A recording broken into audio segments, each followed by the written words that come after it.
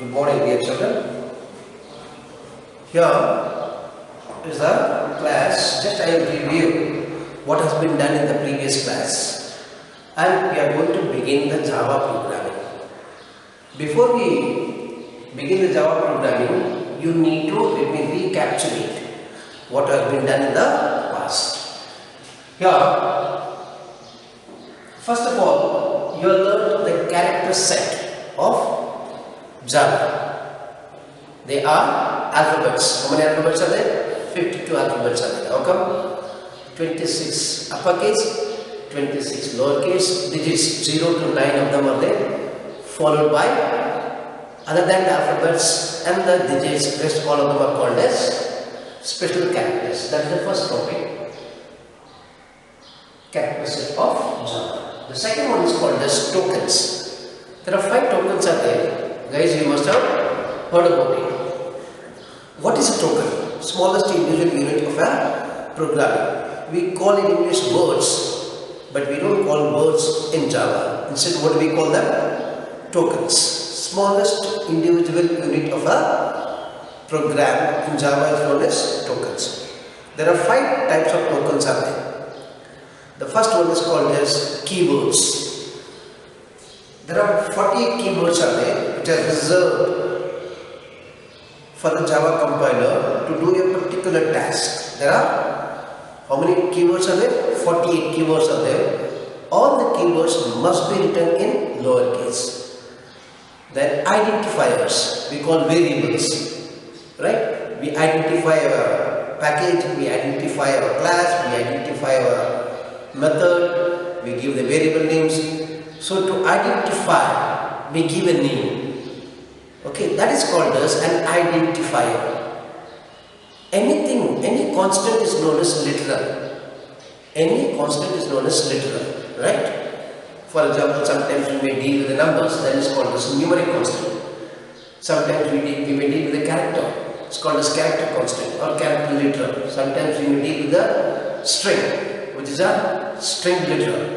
Sometimes we may deal with the boolean, which is a boolean literal. Literal means, formerly we used to say constant. Here we say literals. Keywords, identifiers, literals, operators and punctuators. There are a variety of operators are there. I will introduce in due course of time, followed by the separators to separate. Right? We use the comma, semicolon, okay, parenthesis, square bracket, pair of braces. They are all called as separators. This is called as tokens. 5 types of tokens are there: keywords, identifiers, literals, separators, and the operators. 5 of them. Now I am going to teach you. Today's class I am going to focus only on statement. What is a statement? A statement will do a tiny task, a small piece of job. For example, I am pointing this. To point this one, a variety of tiny tasks are there. I pick up the pointer and take my hand to the concept where I want to explain. Right? So there are tiny operations. First of all, the pointer has to be there. Pick up the pointer, go to the right place and point it. So similarly, what is a program? A program is set of instructions. A program is set of instructions. Each instruction is a statement. A program may have 5 instructions, a program may have 15 instructions, a program may have 32 instructions, a program may have any number of instructions. Set of instructions amalgamated, combined together to do a particular job is known as a program. I am sure you must have heard about right in the lower classes. What is a program? Is set of finite number of instructions. We don't say instructions. Here in Java we will stop. An instruction is a statement. What is a statement is? A statement will do a tiny piece of job. Right? So I am going to introduce a few steps. That is Java statements.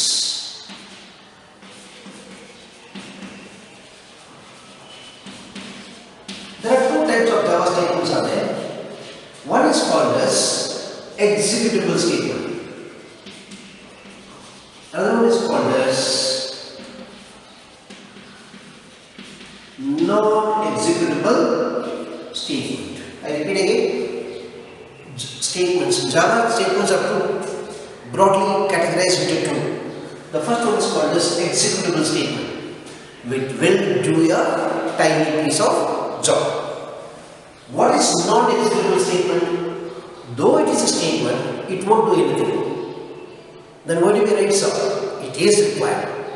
It is required, okay, to give the remarks, to give the comments, right? To declare the array, right? There are some non-executable statements are there. They are also essential part of your computer programming. What is an executable statement in Java? Is it will perform a tiny piece of job. What is a non-executable statement? Though it is a statement, the statement is meant for the sake of remark, comment, right? For the programmers. Compiler, the moment it comes across as a non-executable statement, it will skip the statement and go to the following line. Right? Today I am going to teach you one non-executable statement and two executable statements. I am going to teach you right away. The next one is called as assignment statement. ASSIGN. Assignment statement followed by print, or it displays on the monitor. The next one is called as comment or remark statement. Boys and girls, today I am going to teach you three different types of statements. Number one, an assignment statement. Number two, a print statement. What is a print statement? Your default output device is your monitor. What do you mean by that? Even if you do not say anything, by default, the output will be displayed on your monitor. So, to get the output on your monitor or a display statement, I am going to teach you this. An assignment statement, or display statement, or some author they say display, some author they say assignment, print statement. I am also going to teach you the third statement, which is a first non-executable statement, a comment statement or a remark statement. Right? Now, I repeat again, as I told you in the physical class. What did I tell you? You are a budding programmer. Okay? The concept of programming has to be inculcated. Before you start writing the program, an algorithm. What is an algorithm? Is set of statements, set of instructions, or what you are up to, what are you going to do. You have to put them bullet wise, point wise, first point, second point, third point, fourth point, right? Exactly. This planning, formerly they used to have a pseudocode, they used to have a flowchart. Now, those concepts are died the natural death. What are we doing these days? We use the concept called as an algorithm. What is an algorithm? An algorithm is a step-by-step procedure of your program.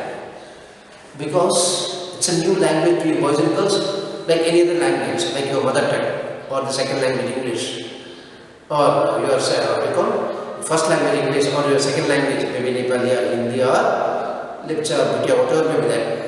The first class is what? What do they teach you? They teach you the alphabets. Once they teach you the alphabet, here we don't say alphabets, here we say characters. Once if you are familiar with the alphabets, you are taught the words. Here we don't call words, here we call tokens. Once if you are familiar with the words, you can frame the sentences. In English we call sentence, here we call statements. Today I am going to teach you three different types of statement. First statement is called as an assignment statement. Second one is called as a print statement. The third one is called as a comment statement or a remark statement. Here I go. What do I do? Here I go. I am going to teach you the assignment statement. Should I boys and girls teach you the assignment statement? Assign something else. Assign something. What do you mean by that? An assignment statement which assigns from left hand side to right hand side. Here is an example.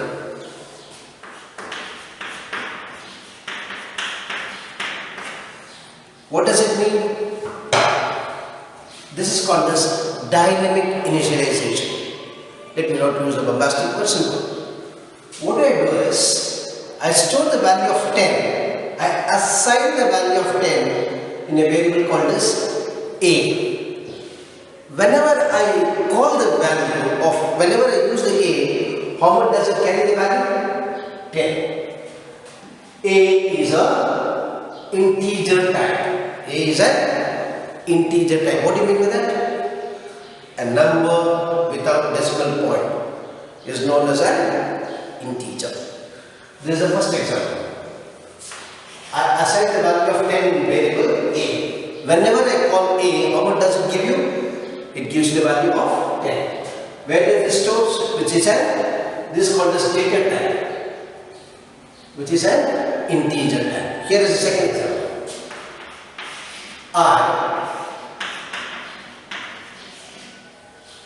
String is a keyword where S is an uppercase. Boys and girls, I will prompt you, I will emphasize you, I will bring to your notice. The entire program has to be written in lowercase. Lowercase means you understand, I guess. In small letter, right? You have to write in small letter. Whenever there is an uppercase, I will bring to your notice. I will draw your attention. So string means where S is an uppercase. Now what I do is,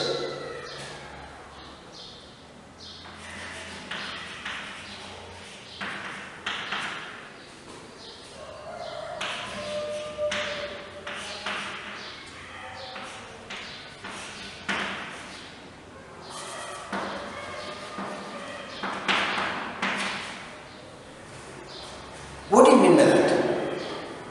I have an identifier. I have a variable called as what? Name. Whatever is within given double quotation mark, please recall what has been taught in the previous class. If I give one string code inputs, if I give it one keystroke in a single quotation mark, only one letter is called as a character. If I give more than one character within enclosed within double quotation mark, which is known as a string. RPL Singh. What do you mean this? Lakshmi Narayan, Lakshmi Rajputra, Lakshmi Narayan Singh. Something. What I do is I assign a string value in a variable called as name. Whenever I use name, what does it give? RPL Singh will come. RPL Singh. I assign the number, I assign the string. Now I am going to assign the formal name.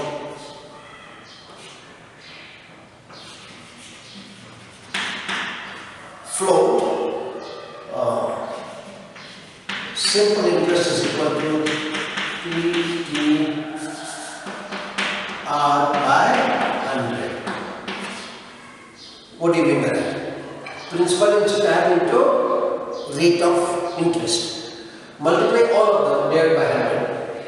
Why did I give 3 examples? You can assign a number, you can assign a string, you can assign a character, you can assign a formal name. What is that? PTR by 100, P into T into R. Means in your mathematics teacher must have taught you like this. It's understood principal into time into rate of interest by 100. Here in Java must write between P and T there is a multiplication. Hashtag is a multiplication symbol, you guys know, right?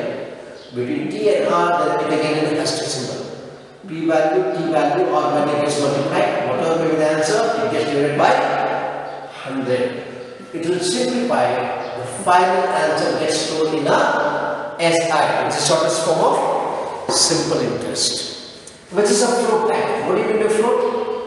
A number without decimal point is called as a integer. A number with a decimal point, it can be called as a floating point value or double precision value. What do you mean by floating point variable? Values after decimal point you may have 4 or 5 digits at the most, maximum, right? Whereas double precision value means after the decimal point you may have over 15 digits. So this is called what? Assigning the formula, assigning the string, assigning the number. So that's why here I gave 3 examples which assign something. The right hand side value gets assigned here in SI, right hand side string gets assigned in name, right hand side number gets assigned in A. Whenever I call A, how much does it give? 10. Whenever I call name, what does it give? RPLC. Whenever I call SI, after simplification, the final answer will be stored. What do you mean by simplification? Unlike mathematics, your mathematics teacher tells you to multiply the value of P, T, R. Whatever the answer gets divided by 100. That you need not do. That is the reason we use our computer. You simply, computer will substitute the value of P, T, R. Computer will evaluate. It will simplify. After simplification, the final answer gets stored in SI. This is called as what? Assignment statement. This is the first statement. What statement is this? Assignment statement. STD is the shortest form of statement. Now I am going to teach you the second one, which is called as a print statement, or it's also called as a display statement. Boys and girls, what do you mean by STT? STT is the shortest form of statement, right?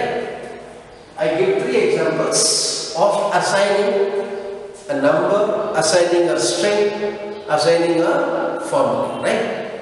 I am going to teach you. It's quite simple. The second one is quite simple. There are 2 print statements. Today I will teach you the first one. S is an uppercase. Uppercase means, in your language, capital letter.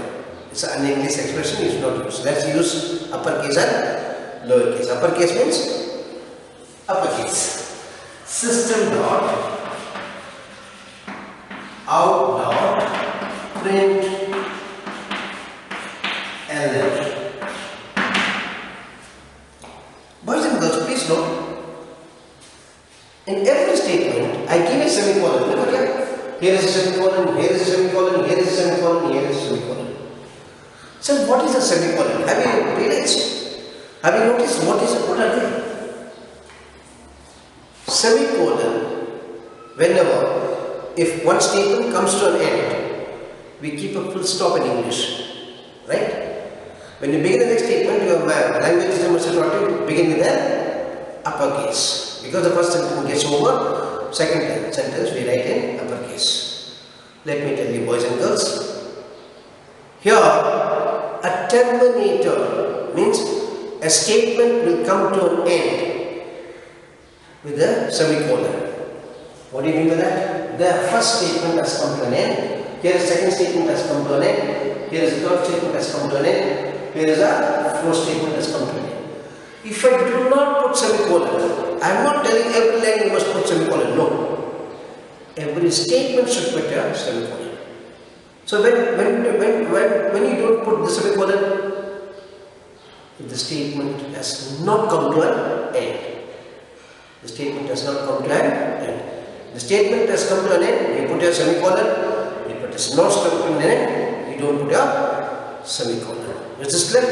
So what happens is, system dot out dot PRINT whatever you give it, if I give A, the value of A, what is the value of A is? 10 will be shown on your monitor. If I say name, what is the name contains? RPL sync will come.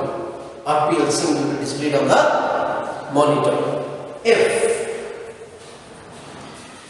instead of A or A, what do you put? SI. Computer will simplify